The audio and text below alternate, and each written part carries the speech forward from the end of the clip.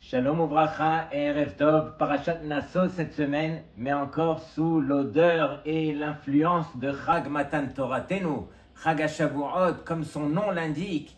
Alors Shavuot, c'est du nom Shavua, qui veut dire que Akadosh Baruch Hu, de son côté, il a fait le serment de ne jamais quitter les Béné Israël. Il nous a appelé le jour de Shavuot Béni Bechori Israël. On est son fils et pas n'importe lequel, son fils aîné, sur lequel il nous a accordé sa Torah. Et comme on le sait, un père, il reste toujours fidèle envers son fils, même si son fils, des fois, alors dévie exactement, non pas de sa volonté, mais le père, il reste toujours fidèle. De même, il y a une deuxième Shavua, un deuxième serment que nous, les Béné Israël, au moment de Matan Torah, alors on a fait aussi, c'est-à-dire qu'on a pris sur nous de ne jamais nous détourner de notre Créateur, de celui qui nous a accordé sa Torah pour faire sa volonté. Mais bien sûr que des fois, ça nous arrive, encore une fois, de dévier. Et pourquoi cela, Rabotai? Parce qu'on a du mal à recevoir toute la Torah comme il se doit. On a souvent dans notre fort intérieur, on a ce jardin privé dans lequel on dit à Hachem, écoute Hachem, alors viens avec ta volonté, viens dans mon jardin, mais il y a quelque part un coin que j'aimerais que tu évites de rentrer, que tu me laisses, ça y est, ça, ici, ne te mêle pas trop. Et chaque année, Akadosh Baruch Hu, il nous donne le srout de pouvoir descendre et nous donner Torah. C'est ce qui permet justement à la volonté d'Hachem, sa Torah, de rentrer même dans notre jardin privé, celui dans lequel on aurait voulu ne pas que Hachem se mêle. Alors chaque année, on a la possibilité justement d'agrandir et de permettre à Hachem de rentrer comme il se doit et que sa volonté devienne la nôtre. C'est ça le but, Rabotai. Et comme on le sait, dans la Torah, on n'appelle pas cette fête Chag Matan Toratenu comme on aurait imaginé. Eh bien, pourquoi? Tout simplement parce que tous les jours de notre vie, on reçoit la Torah. Ça n'a pas été donné uniquement le 6 Sivan. Lorsqu'on pose la question de manière générale, quand est-ce qu'on a reçu la Torah? Alors tout le monde répond, le 6 Sivan à Shavuot. Mais regardez bien ce que Moshe Rabbeinu a dit. Moshe, il dit dans la fin de Devarim, Hasket Ushma Israël, écoute toi Israël, Hayom Hazen Nihyet Ale'am, ce jour-là, tu es devenu en tant que peuple. Et sur cela, Rabbi Yehuda, dans le Midrash, pose la question. Il dit, mais Hayom Hazeh, ce jour-là, on est 40 ans après le don de la Torah. On est juste avant de rentrer en Eretz Israël. Et c'est ce jour-là que Moshe Rabbeinu, il spécifie Hayom Hazeh. Et donc, pourquoi est-ce qu'il a dit Hayom Hazeh, puisqu'il fait référence à 40 ans auparavant? C'est ce que Rabbi Yehuda, il demande. Vechioto hayom nitna Torah le Israël. Est-ce que c'est ce jour-là que les Béné Israël ont reçu la Torah? Valoto yom sof arbaim shana. C'était à la fin des 40 ans. Et là, les Lametra, c'est pour t'enseigner chez Chaviva Torah alomdea bechol yom vayom keyom shenitna mehar Sinai. C'est pour nous dire que justement, cette Torah, elle nous est tellement cher pour celui qui l'étudie comme le jour où on l'a reçu au Mahamad Har Sinai. Et donc Rabotai, ce n'est pas uniquement le jour justement de Shavuot qu'on a reçu la Torah, tous les jours on reçoit Torah. Le jour de Shavuot, encore une fois, Akadosh Baruch Hu descend et fixe pour chacun le mérite dans l'étude de la Torah qui lui appartiendra jusqu'à Shavuot de l'année suivante. Et j'ai vu une grande question cette année, le Rav Aaron Kotler, le Rosh Yeshiva de l'Ekoud, la plus grande yeshiva au monde, il dit, mais combien et combien de mitzvot de la Torah dépendent de Yetziat Mitzrayim? Toujours on dit Zecher Yetziat Mitzrayim, par exemple dans le Kiddush, ou bien dans le Birkat Hamazon, ou bien dans le Kriyat Shema. Alors, il dit, mais combien de mitzvot dépendent de Yetziat Mitzrayim? Mais réellement, Yetziat Mitzrayim. Alors, on est sorti de Mitzrayim justement pour arriver au Mahamad Ar-Sinaï. Et donc, pourquoi est-ce qu'on fait dépendre les mitzvot du tafel, de celui qui est justement accessoire, et non pas du ikar, celui qui est plus important? On aurait dû faire dépendre les mitzvot du Mahamad Ar-Sinaï, et non pas de Yetziat Mitzrayim. Sur cela, il répond, il dit, mais justement, comme ce midrash, que tous les jours, alors bien sûr, on a reçu la Torah. Tous les jours, on vit Torah. Tous les jours, on étudie Torah. On n'a pas besoin de nous le rappeler. Mais ce qu'on a besoin de rappeler, justement, c'est Yetziat Mitzrayim. Pour se rappeler combien Akadosh Baruch Hu, il était prêt à faire pour nous à ce moment-là, combien de miracles, combien est-ce qu'il a prouvé qu'on est devenu à ce moment-là Béni Bechori Israël, et on est devenu le peuple parmi tous les peuples que Hachem a choisi. Et donc, Rabotai, comment sait-on réellement qu'on a reçu la Torah le jour de Shavuot? Qu'est-ce qui nous prouve qu'on a reçu Torah? J'ai vu une belle explication d'un des grands Talmidim du Rashba, qui vivait il y a 700 ans, le Rav Yaakov Skali. Il dit comme ça sur le premier commandement, Anochi Hashem Elokecha, il dit Zeu Yesod Kol HaMitzvot Ve'Kol HaTorah Kula. C'est la base de toutes les mitzvot et de toute la Torah. Ushkar Kol Mitzvot HaTorah Hen Ha'anafim. Et le reste des mitzvot, en dehors de Anochi Hashem Elokecha, ce sont justement des branches de cette mitzvah qui découlent justement. Sheikar ha'avoda ve'amitzvot shel ha'adam sheitbonen ha'adam ve'yakir elahuto. Que le ikar de l'homme, c'est d'apprendre à reconnaître son créateur. La première chose, c'est de reconnaître son créateur et d'être ma'amin et d'avoir justement cette émouna à l'intérieur de nous. Que quoi? Que c'est Hachem qui remplit tout le monde, c'est lui qui crée tout ce qui se passe autour de nous, et il n'y a aucune autre réalité sur terre que la présence d'Hachem. C'est ça, Anochi Hashem Elokecha. Et donc, justement, comment est-ce qu'on montre qu'on a reçu Torah? Lorsque dans notre vie, alors on fait dépendre notre vie d'Hachem. Tout ce qui se passe dans ma vie, Rabotai, il peut y avoir telle et telle personne qui m'a embêté, tel et tel enfant à la maison qui renverse la maison, et telle belle-mère qui nous embête, Chas v'shalom. Et donc, dans tous les cas, il n'y a personne qui va nous embêter. Et la cause derrière tout cela, bien sûr, c'est Akadosh Baruch Hu. C'est Hachem qui nous envoie chaque chose pour nous permettre justement de grandir, de comprendre les choses différemment. On doit ramener tout vers la source qui est Anochi Hashem Elokecha. Donc, ça c'est l'explication du Talmid du Rashba. Le Gaon mi Vilna, écoutez bien, qu'est-ce que lui il écrit? Il dit Vezeikar ta'am nitnat haTorah le Israël. La raison réelle pourquoi Hachem a accordé la Torah au Béné Israël, kedei sheyasimu bitronam ba'Hachem, pour que les Béné Israël ils puissent justement mettre leur bitachon, leur confiance envers Hachem, les filles sheikar hakol ou bitachon Hachalem. Parce que la chose la plus importante, Rabotai, c'est le bitachon qu'on a envers Hachem. Il n'y a rien de plus grand. Il faut réaliser que tout ce qui nous arrive, encore une fois, c'est la volonté d'Hachem. Et encore une fois, on se doit de vivre avec cette réalité. Et donc ça, c'est le klal de toutes les mitzvot. Pourquoi Hachem nous envoie tout ce qu'il nous envoie? C'est justement pour qu'on puisse se construire au niveau de son bitachon. Et donc, Rabotai, j'aimerais partager avec vous tout de suite une histoire, mais une histoire à condition que vous puissiez la partager avec d'autres. Et il me semble que c'est une histoire pour elle-même, c'est le shiur en lui-même. Si chacun arrive à intégrer cette histoire à l'intérieur de son cœur, alors sachez qu'il avancera dans la vie et il verra la vie d'une autre façon.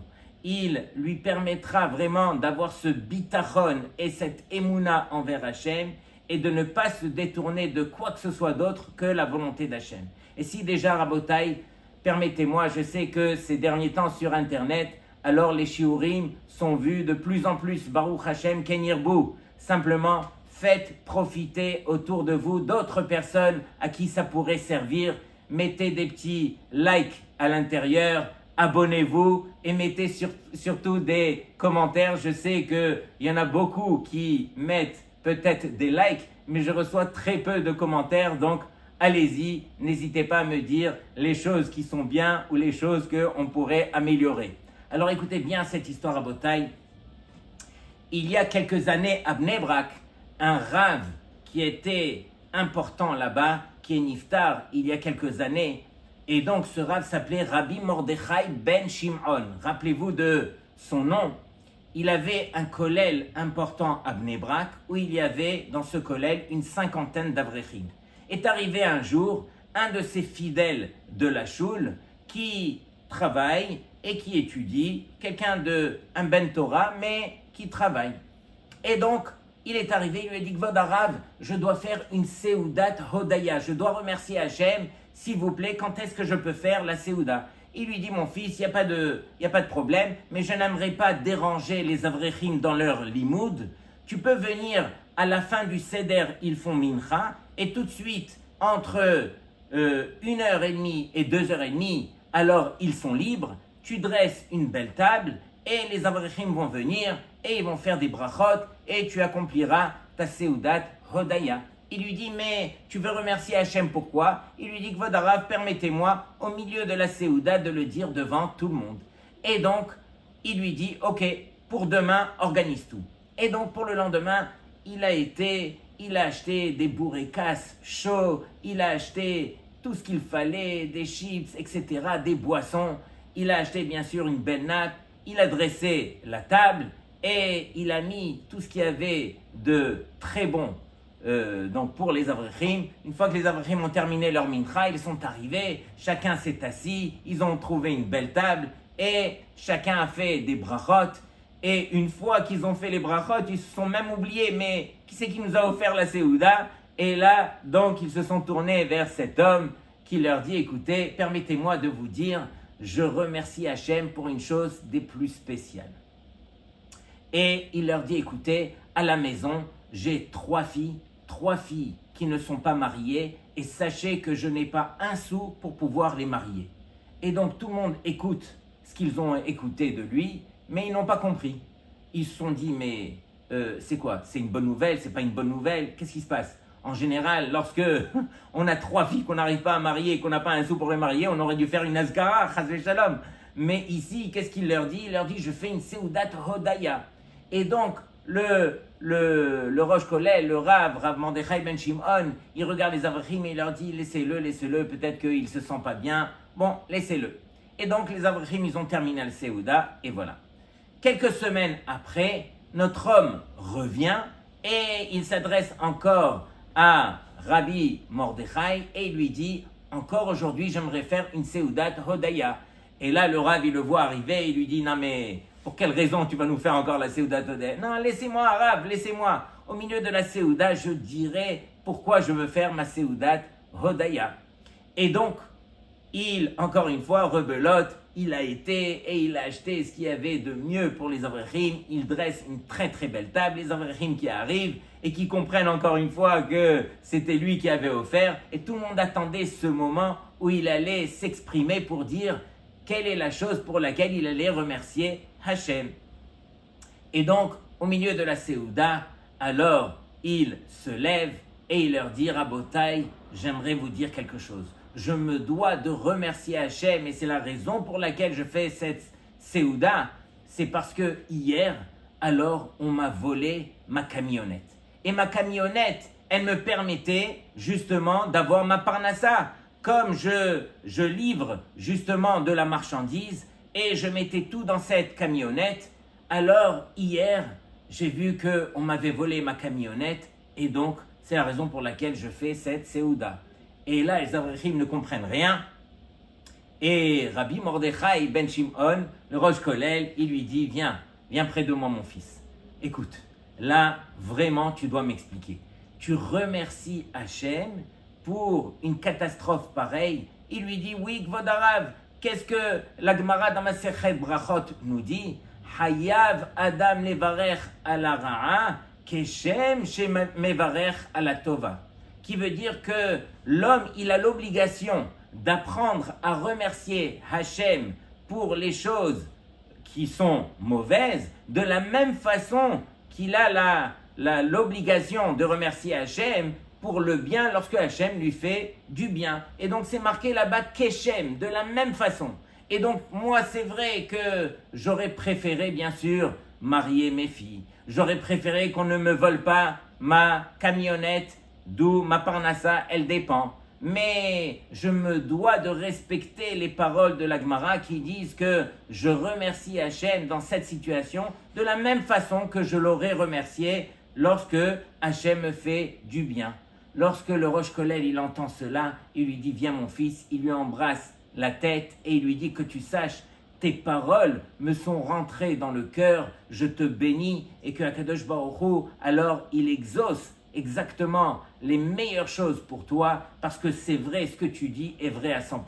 On se doit d'apprendre à remercier Hachem dans toutes les situations. Est-ce qu'on peut imaginer qu'il y a autre chose que la volonté d'Hachem qui va nous arriver? Que ça soit dans le bien ou dans le contraire, ça s'appelle la volonté d'Hachem. Et donc, il lui dit, mon fils, tu as bien dit.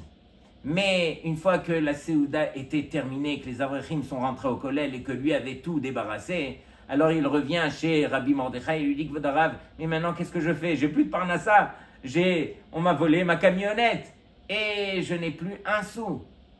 Il lui dit, écoute mon fils, tu vas essayer de faire le même travail, tu sais bien livrer. Essaye d'appeler justement plusieurs compagnies qui ont l'habitude de faire comme toi des livraisons et dis-leur d'où tu viens et voilà, le bruit va courir et jusqu'à ce que Hachem il sera merachem et tu vas trouver du travail. Justement, c'est ce qu'il fait et on l'appelle quelques semaines après et on lui dit voilà, j'ai besoin de toi aujourd'hui, on doit faire des livraisons, c'est dans une grande zone industrielle, mais cette zone industrielle, elle s'appelle Shafram, qui est dans un bled, mais un bled goy, un bled arabe, et donc il lui dit regarde, on va aller là-bas, on va prendre justement de la marchandise, on va charger la camionnette, et on reviendra justement dans notre ville pour pouvoir vendre la marchandise. Il lui dit ok, je suis partant.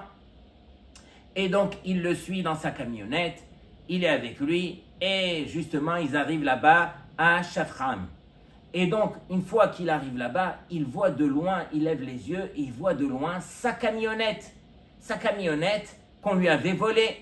Et donc, il dit, mais c'est pas possible, est-ce que c'est ma camionnette? Sur lui, il avait encore les clés, on lui avait volé la camionnette sans prendre les clés, bien sûr.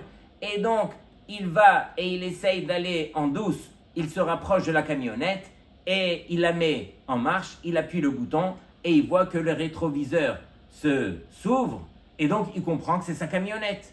Et donc il regarde à droite et à gauche, il vérifie et en fin de compte, vite, il ouvre la porte, il rentre à l'intérieur, il appuie le code, il met la voiture en marche qui se met en marche et là il trace et il devait arriver à la ville de Rehovot.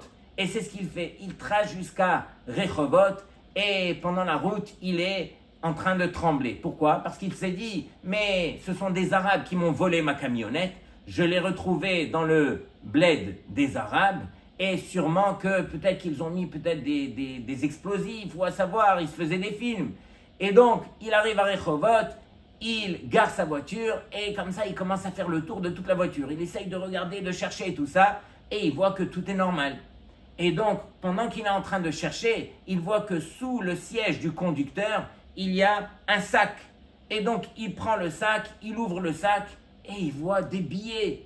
Et il commence à compter les billets, il trouve 300 000 shekels, Rabotai.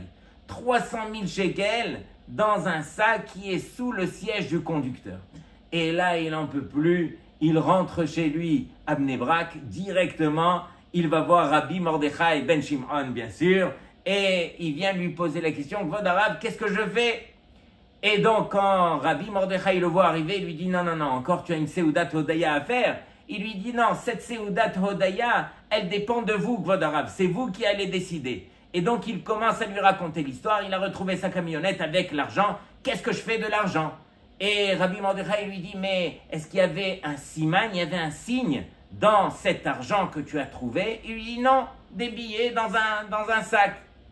Il lui dit, regarde, laisse-moi quand même vérifier. Il a été se concerter avec 2 dayanim, et pour vérifier vraiment la halakha, et les dayanim, ils lui ont dit, il n'y a aucun souci, alors cet argent, cet homme peut le garder pour lui, il n'y a pas de siman, et de toute façon, c'est impossible de vérifier d'où cet argent, elle vient, et si tu vas justement à la police pour leur dire que tu as trouvé, que c'était dans ta voiture, ils vont te prendre avec les Arabes eux aussi, ils vont dire que tu étais de connivence avec eux, et toi aussi tu as pris cet argent, vaut mieux ne pas rentrer avec cette histoire de police, et cet argent t'appartient.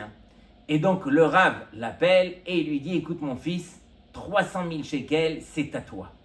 Et donc lui, il entend cela, première chose qu'il fait, il rentre sa main dans le sac, il prend 30 000 shekels, qui est le maaser, et il le donne au Rav, un Rabbi Mordechai, il lui dit, c'est pour vous, c'est pour votre collègue. Et donc lui, il a gardé justement 270 000 shekels. Comme on a dit, il avait 3 filles à marier, il a séparé en 3, 90 000 shekels pour chacune des filles, et dans la même année, Rabotai, écoutez bien, il a marié chacune de ses 3 filles, et il leur a accordé à chacune d'entre elles l'enveloppe des 90 000 shekels. Keshem shemevarech al hara'a, car mevarech al tova. Sous-entendu que, Rabotai, de la même façon qu'on se doit de remercier Hachem pour tout le bien que Hachem nous fait, et bien sûr qu'on est motivé à le remercier quand tout va bien. Mais quand les choses vont mal, est-ce qu'à partir de là, on doit s'imaginer, ah, ça c'est pas Hachem qui me l'a envoyé? De la même façon que Hachem t'a envoyé cela, il t'a envoyé cela. Et c'est à toi de réaliser que tu te dois de remercier Hachem dans tous les cas. Regardez Rabotai, ce Ben Israël, Bitmimout, avec un juif qui est Tamim, qui a été remercié Hachem de la meilleure façon, par son cœur. Il a su le faire. Regardez la bracha qu'il a reçue en contrepartie. Et donc c'est ce qu'on doit apprendre à faire à Rabotai. C'est ça Kabbalat Torah. Kabbalat Torah, c'est réaliser encore une fois que tout ce qui se passe dans notre vie, c'est la volonté d'Hachem. Et donc, Rabotai, on a le plaisir et le mérite justement de lire ce Shabbat, la plus longue paracha justement de toute la Torah, la paracha de Nasso qui compte 176 psukim. De même, en contrepartie, il y a le Tehillim Kuf Yutet 119 qui compte lui aussi 176 psukim. De même, la plus longue Gemara dans le Chasse, c'est la Gemara de Baba Batra. Elle compte 176 dapim. Et donc cette année, j'ai vu un chidouche. Et donc je ne le comprends pas, je ne le maîtrise pas comme il se doit, mais au moins c'est écrit. Et donc ça m'a consolé. Pourquoi 176? Et donc, parmi tous les Alloufé Esav, parmi tous les princes qui sont sortis de Esav, qui vont faire du mal malheureusement au Béné Israël, parmi tous les princes, il y en a un qui est le plus important, qui s'appelle Alouf Tsefo. Et la valeur numérique de Tsefo, c'est 176. Justement parce que ça vient représenter la klipa, l'écorce la plus grave, lorsque nous, on va se renforcer justement dans l'étude de la Torah. Lorsqu'on va lire cette paracha de Nasso, qui est la plus longue de toute la Torah, alors quelque part on arrive par ce biais à affaiblir justement la klipa la plus grave de Esav. Et donc, Rabotai, encore une fois, on lit justement cette paracha de Nasso le lendemain de Shavuot, justement parce que à Shavuot, il y a eu, comme on le sait, le mariage entre nous et la Torah d'Hachem. Et bien sûr, comme on le sait, un Hatan après son mariage. Alors bien sûr, combien de temps il va passer avec la Kala? De même nous aussi, de lire un pasouk en plus, d'étudier une halakha en plus, de faire un daf de Gemara en plus, c'est montrer combien le Hatan, alors il aime sa Kala. Une fois on raconte qu'il y avait un enfant qui dit à son père, papa, on est au mariage d'un tel, mais la vérité, je ne connais pas le hatan. C'est qui le hatan? La kala, on la connaît, elle porte la robe de mariée. Il lui dit, mon fils, c'est tout simple. Lorsque tu arriveras à la fin du mariage, tu verras que celui qui prend la kala avec lui pour sortir de la salle, c'est lui le hatan. De même, nous aussi, lorsque on sort de Shavuot, qui c'est qui va sortir avec la kala, avec la Torah Akdosha? Et donc ça, c'est un des remèzes pour lesquels, alors on lit Parashat Naso, qui encore une fois est la plus longue paracha, justement le lendemain de Shavuot. Parmi tous les sujets, justement, de Parashat Naso, je devrais m'arrêter uniquement sur un sujet, c'est la Birkat Kohanim. Comme on le sait, Birkat Kohanim, c'est la bracha qui inclut en elle toutes les brachot qu'on pourrait souhaiter. Et donc, Birkat Kohanim, c'est marqué Daber el Aharon vel banav les morts, Kote varechu et bnei Israël. Et donc, comme on le sait, les Kohanim, ils ont l'ordre d'Hachem de bénir les Béné Israël. Kote varechu et Béné Israël. Mais, cependant, la Torah, elle pointe du doigt que la bracha ne vient pas des Kohanim eux-mêmes. La bracha, elle vient d'Hachem, comme on le sait. Comme il est écrit, Vesamu et shemi al Béné Israël, va'ani avarechem. C'est qui dit va'ani avarechem? C'est Hachem. Donc la bracha, elle vient d'Hachem. Et donc, si la bracha, elle vient d'Hachem, on doit comprendre. Alors pourquoi? Alors si c'est Akadosh Baruch Hu qui fait la bracha, pourquoi est-ce que les Kohanim, ils doivent bénir les Béné Israël? Quel est le but, justement, que la bracha, elle passe par les Kohanim, puisque c'est Hachem lui-même qui bénit les Béné Israël? Et sur cela, écoutez bien l'explication. C'est vrai que la bracha, elle vient d'Hachem uniquement, mais les Kohanim, c'est eux qui permettent la préparation au Béné Israël que de recevoir cette bracha. C'est eux qui construisent le Kéli pour pouvoir justement recevoir cette bracha, que les Béné Israël, ils soient réouïm, ils soient aptes à recevoir la bracha, et justement par l'entremise de Birkat Kohanim. Pourquoi? Parce que à l'intérieur de cette bracha, alors c'est marqué que chacun, il aura la émouna que c'est Hachem Yitbarach uniquement lui, d'où vient la bracha, et que le Mekor à bracha, la source des bénédictions, c'est Akadosh Baruch Hu lui-même. Et donc, les Kohanim, quelque part, ils nous préparent à nous, les Béné Israël. Et donc, c'est écrit « Yevarechecha Hashem ve'yishmerecha ». Sur cela, l'explication « Dar lecha shekol habracha ve'ashmira hen me'et Hashem » que toute la bracha et la protection, elle ne vient que d'Hachem. « Ve'rak hu yachol levarech otra ve'lishmor alecha » Et c'est uniquement lui qui peut te bénir et qui peut te garder. Ça, c'est la première bénédiction. La deuxième, Ya'er Hashem panav elecha v'chuneka, qui veut dire Mi shemeir lecha panim, celui qui va éclairer ta face, venoten lecha chen, et qui va mettre sur toi un chen, c'est justement de la grâce, c'est Akadosh Baruch Hu lui-même. Et donc, c'est ça ce qui te permettra de réussir dans la vie. Yisa Hashem panav elecha v'yasem lecha shalom. Hashem nosé panav elecha, Hashem, il lève sa face devant toi, vehu anoten lecha shalom, et c'est lui qui va t'accorder la plus grande bracha, qui est nul autre que le shalom. Et donc c'est ça le but des Kohanim. Les Kohanim, ils ont reçu ce mérite de pouvoir nous bénir, et il n'y a pas de plus grande bracha rabotai sur terre que Birkat Kohanim. Lorsque dans le Shulchan Aruch il est écrit qu'il y a quelqu'un qui a eu un très mauvais rêve.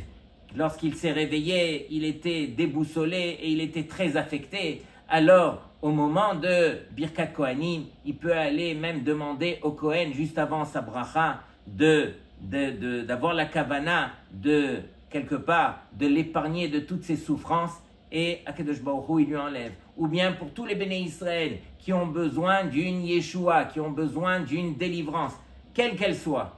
Alors, au moment de Birkat Kohanim, alors il est écrit, il est bien de mettre ses mains, comme on le fait pour Poteach et Yadecha, et on apprend ça d'un verset, que celui qui montre sur terre qu'il est prêt à recevoir la bénédiction, alors Akadosh Baruch Hu, il lui envoie, bien sûr c'est une image, C'est pas parce qu'on va mettre les mains comme ça que Hachem il va déverser. En plus, c'est marqué que c'est Hachem qui ouvre ses mains pour déverser. Poter et yadecha, ça a été dit au nom d'Hachem. Mais nous aussi, lorsque on montre qu'on est prêt à recevoir cette bracha, alors Akadosh Baruch Hu, quelque part, c'est une image, encore une fois, qui déverse sur nous la bracha au moment de Birkat Kohanim. Alors, on ferme les yeux et on a cette intention que Hachem nous délivre pour telle et telle chose. Grâce à la Birkat Kohanim, alors Akadosh Baruch Hu, il nous envoie la Yeshua. Rabotai, beaucoup de belles choses cette semaine pour nous permettre de travailler et de réfléchir. On sort de Shavuot et on a reçu ce grand cadeau qui s'appelle Torah. À nous de le tirer et de l'emmener avec nous pour tout le reste de l'année jusqu'à Shavuot de l'année prochaine. Shabbat Shalom Lekulchem.